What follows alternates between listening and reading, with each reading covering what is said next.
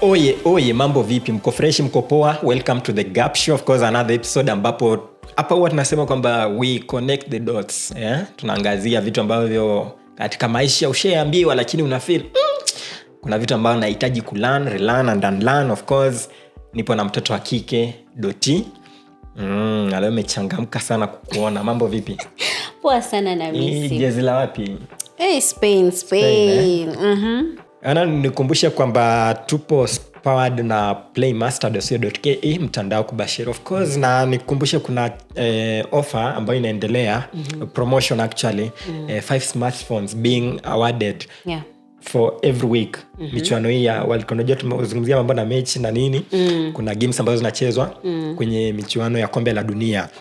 Kwa hiyo unajaribu bahati yako pale kwa wale ambao wako active in a week 5 smartphones, 5 winners. Randomly tu wanachagua yule ambaye ameonyesha kwa active pale. Kwa hiyo jaribu bahati yako sana ndani ya playmaster.co.ke. Winners will be announced at the end of each week. Yes. Mtu anaweza jishindia smartphone au sio? Na leo hii tukizungumzia mambo ya smartphones na technology na advancement za watu katika maisha, tuzungumzie pia usasa wa vijana.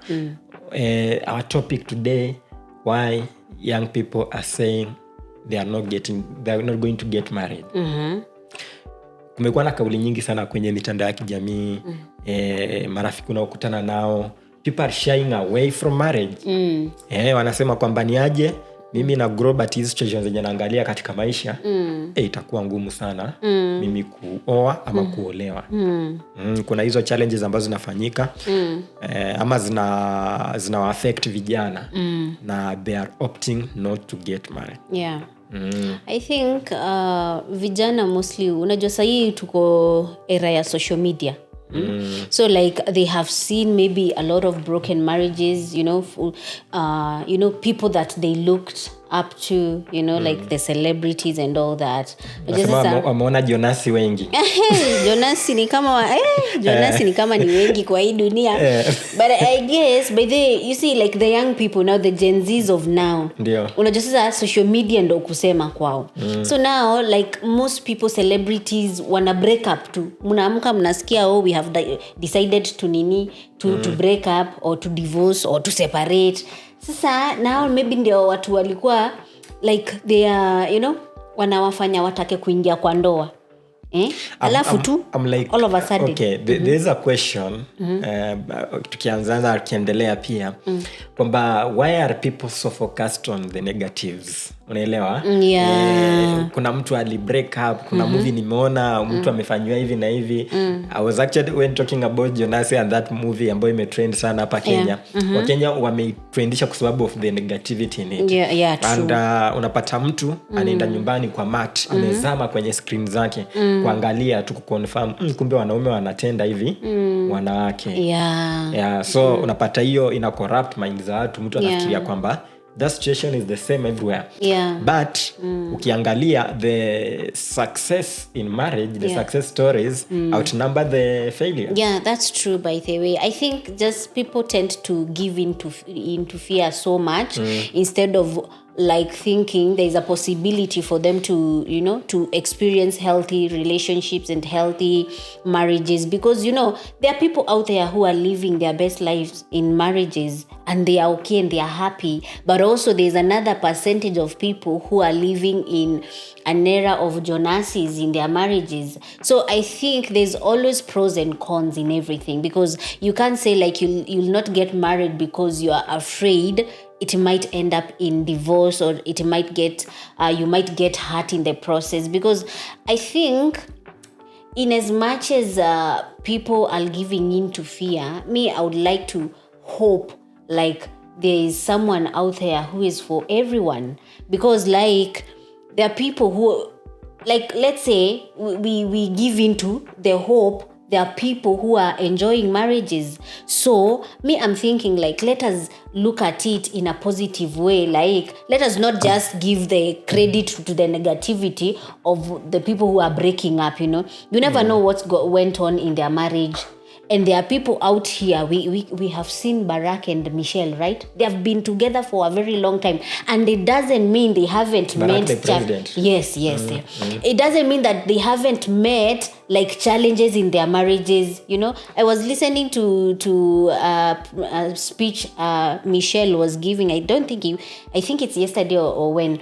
And the way she was talking about Barack and the way Barack was talking about her, it's not like they didn't go through challenges, but they chose to stick together.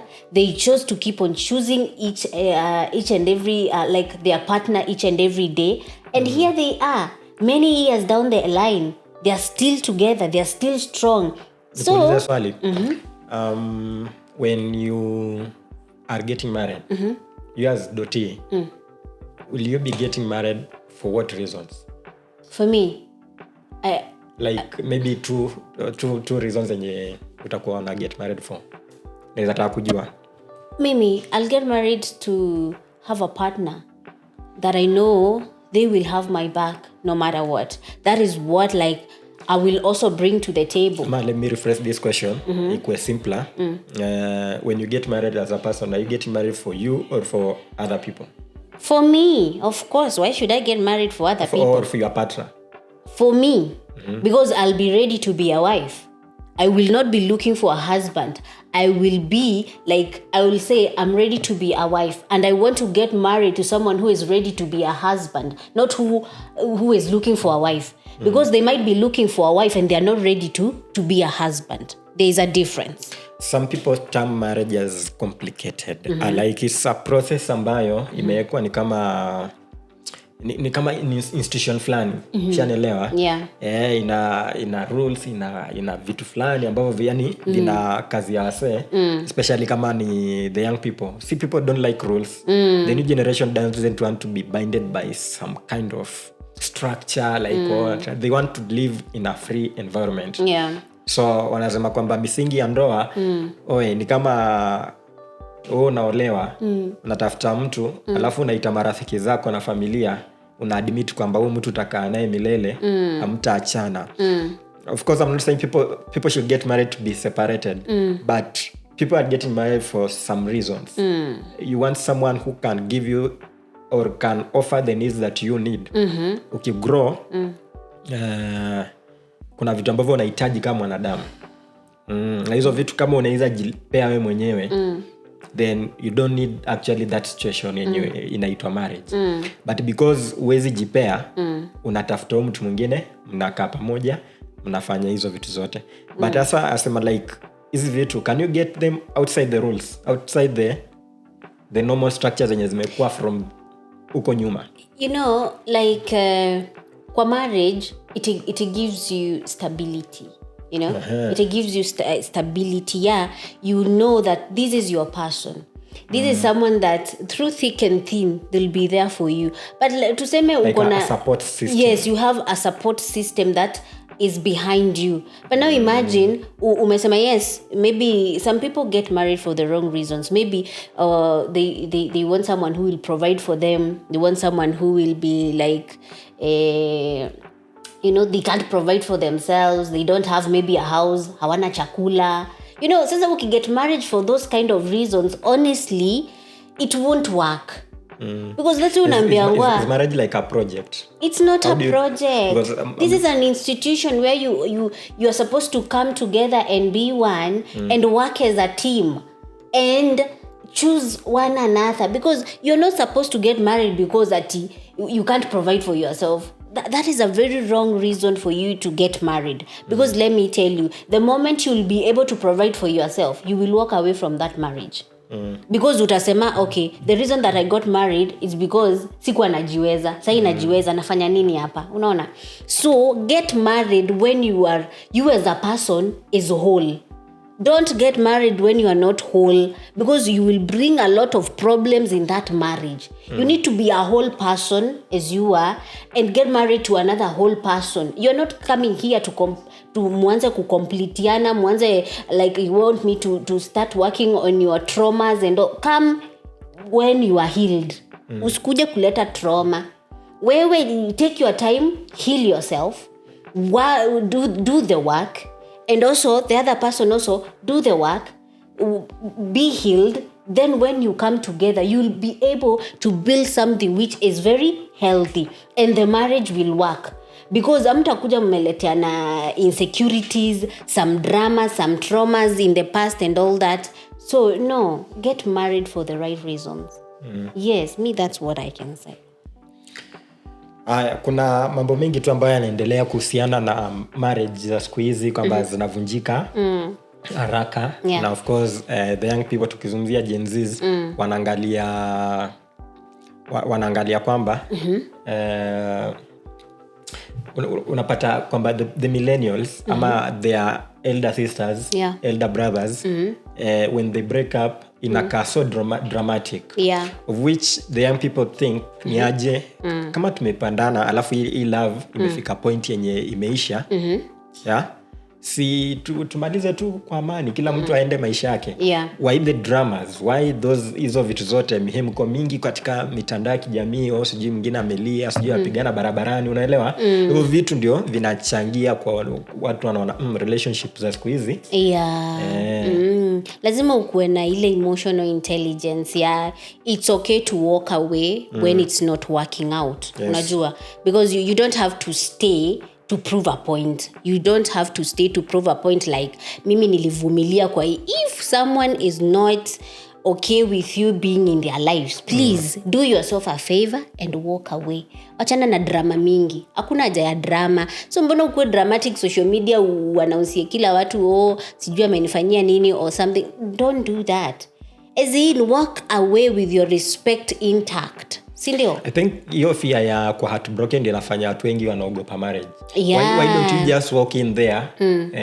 Ikiwork saa, isipowork pia ni poa. But also people wana fear to get married because of maybe high cost of living. Unashangaa so utaoa mtu uende ukamlishe nini? Especially for the boy child. Maybe you're not stable enough. Alafu uanze kuambiwa ama na mdemu mmemdate, alafu anakuambia si we get married basi. Unaona? So anadhani sasa msichana atakuja kuteseka kwangu, sio? So sasa mtu anaogopa tu ku get married, anasema by the way, let me just hold on ama hold up and wait until I'm stable enough to get married to someone's girl or daughter. Mbona ufuge chiwana mwenyewe hizijilisha? Exactly. So wachana na chiwawa wenye wana afford waweze kufanya nini? Waweze kukulisha huko kwao. Wewe usiende kitu yenye hauwezi manage, because honestly, no. Honestly, no. Just if you know you are not able to sustain a family, please do not get married. Because we know men are supposed to be providers. So imagine you're married and you can't even provide shelter, food, or the basic needs to your family. I saw somewhere. I think it was a lady speaking. Yeah. And she said,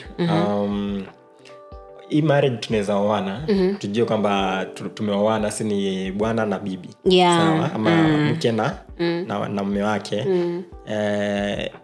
Lakini sio lazima tuishi pamoja. Kila mtu anaweza ishi maisha yake. We just meet when it is necessary. So kama nakuhitaji, njoo, kama sikuhitaji, we sepa.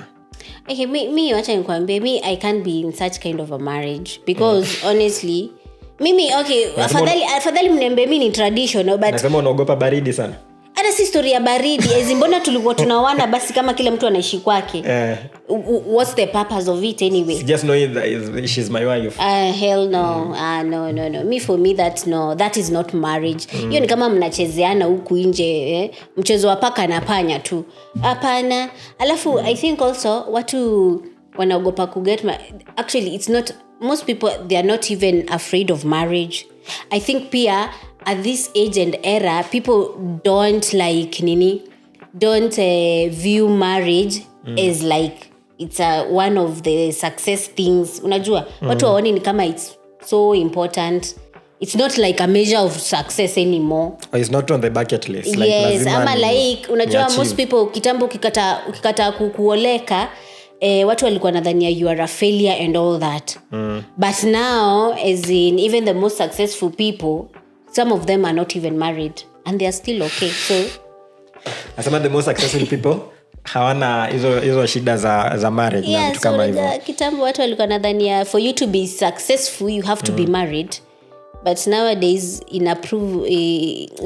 the other way around. But so the young people, I think they are choosing to take that direction instead of thinking like, for me to be successful I have to have a family and get married and so on. So mostly hata si fear, but kila category iko na watu wa fear wako, watu wa kukua hawako stable wako, watu wa kudhania marriage si success wako. So like there are so many reasons out there for people to not to get married nowadays, but everyone anafaa tu believe chenye tu anataka kubelieve in. Kitu nitasema ni hivi, tukikaribia kumaliza kwa sababu muda wetu umeyoma, ni kwamba you see marriage is okay, the one who came up with marriage for me in my thinking, na mimi ni kwamba ni mtu ambaye aliangalia how can we have things in a more stable, vile umesema, or in a peaceful setting. Like how can we gain from each other, especially for a man or a woman, how can you gain from each other in a more stable environment. Ndio akaeka institution ya marriage, because naamini most of the things zenye unapata kwa marriage unaweza zipata, but kama ingekuwa ndani ya marriage itakuwa chaotic. Like for example, you can't raise a family without the marriage setup. You cannot you cannot live a formidable life without you, because okay, na nikisema hivyo sina shida na mtu ambaye hajaoa or anything, because hizi vitu zenye wanapata huko nje sawa, you cannot live like animals, because human beings wanahitaji environment yenye unaweza raise a family, unaweza raise yourself to become a very dependable person in life. So na mimi hiyo setting ilikuwa tu ya kuregulate, ni kama regulator. Yes, you can have hizi vitu zote, but you cannot have it on the street. So you have to have a family setup. That's why marriage comes in. It has to be controlled, in short. That's a control measure for people. Okay, kivyangu mimi nafikiria tu hivyo, ni maoni yangu. Kila mtu ana maoni yake. Alivyosema kuna sababu nyingi za watu ambao wanasema wanasusia marriage or whatever. Kila mtu na chaguo lake mwishowe. Yeah, I mean, what I can say is marriage was created by God, because sinia alipatia Adam Eva. So what I can say is marriage was ordained by God. And I know like he intended for people to come together. Believers. Yes, and build a family. And that's why the Bible says like having a wife is like having a good thing in your life, you know. So like Mungu ama God, when he gives you a wife can take you to places where you could have not been able to reach alone, because she is a support system, she is a partner, she is someone who will be there for you, backing you up even in days that there are so many uncertainties in your life. She will be there believing in you, telling you, you know what, I know you can do it. I know that the man that I married can do this and can conquer this.